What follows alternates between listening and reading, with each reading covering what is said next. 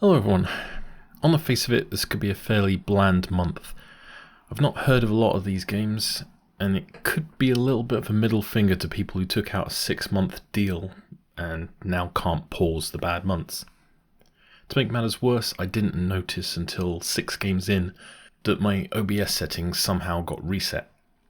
So half of these games' video quality is set to potato. I reshot the games I actually liked, so spoiler there. With that said, let's get into it. This is a city builder of sorts. You get to move buildings around as you're a kind of caravan, which is nice. The tutorial is okay. You get each building type one at a time and learn what each thing is, so it's a good pace. I had to pay attention to the UI a bit, as I was kind of sat there without realising how to properly assign people to buildings and get stuff done. Overall it seems relaxed so far, but I can see it heating up once combat gets involved. There's nothing actually drawing me in though, so without the interest, I'm afraid I'm out. This is Jagged Alliance 3, and you know what? I don't hate it. The silly character voices are fun, the combat while turn-based isn't painful, and is straightforward, and generally speaking the game overall is fine. I'm still not going to play it, but it wasn't offensive. Galina here! After initially getting annoyed by trying to resize the window, this game looks really good. I'm presuming the animations are vector-based as they're very crisp when scaled.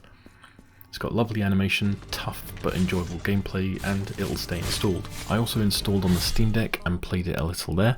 It feels absolutely perfect for that platform. It's nice Metrovania fun, and I would recommend it to anyone who likes these kind of games. It looks like you run left to right, and at different junctions you have to fight encounters. From there it turns into a deck builder with card combat, though the combat seems pretty straightforward, at least to start with. It probably relies on card scarcity to punish the player. With the control simplicity, I wouldn't be surprised if this ended up on mobile. It's not for me, but it's one for the deckheads out there. Now, Solis is a walking simulator that says it's a horror. It seems pretty good and it's right up my street. Being a 3.5 to 6 hour experience, I'll probably complete it. The quick time events are fucking diabolical. It took ages to do the run left and right thing. It turned out I had to tap and not hold left and right, and not be too eager with the tapping. I absolutely hate the quick time events, but so far they don't seem to be big deal breakers. The walking simulator itself is rather nice. Hang on, let me get the non-potato footage up. Here we go.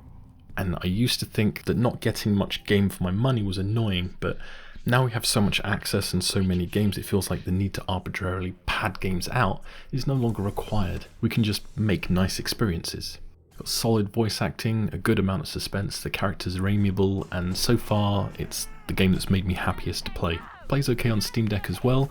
It's got a few frame rate glitches on desktop. I think that's due to DLSS and some recent changes.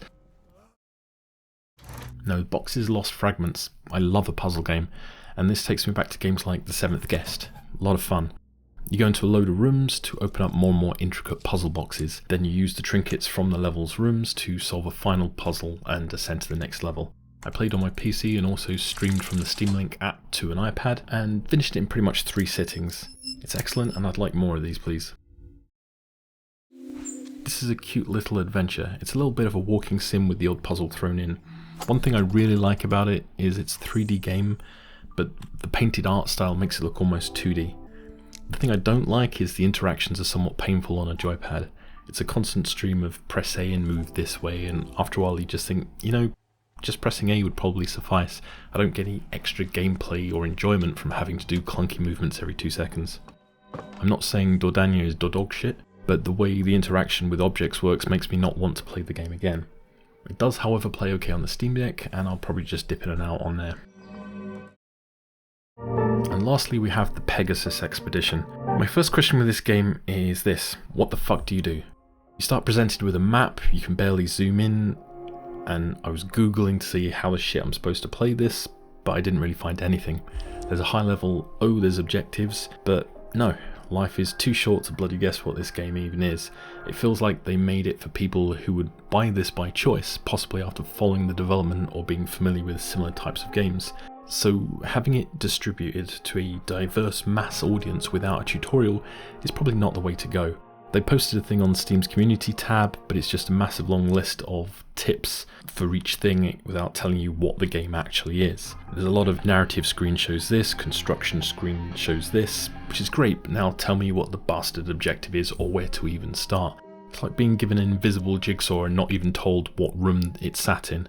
It seems the gameplay is defend the Milky Way from fucking awful UI. I deleted a lot of swearing from this review as I felt it may be too harsh, but then I saw the new reviews on Steam of this game and clearly they all had the same experience. Fuck, and I cannot state this enough, this game. Unless you like the genre and actually know where to find the gameplay in here. So in conclusion, my highlights are Boxes, which I completed while making this review, Fort Solis, and Blasphemous 2, which I'll dip in and out of. It might seem harsh this month, but everything else is already uninstalled. If you're not tempted with anything this month, you can find Against the Storm and Dordogne on Game Pass. Otherwise, let me know which game sold it for you in the comments. For me, those 3 games alone make it more than worth the money, but it does feel a bit weak. Thanks for watching, and as ever, stay safe.